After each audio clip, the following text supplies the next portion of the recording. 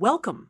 In this video, we will answer a short multiple-choice question about LEED version 5 and the Integrative Design Process, also known as IPc1. Here is the question. Which three impact areas must IPc1 address through measurable project goals? Let's list the answer choices. The correct answer is choice A. LEED version 5 organizes impacts across three areas: decarbonization, quality of life, and ecological conservation and restoration.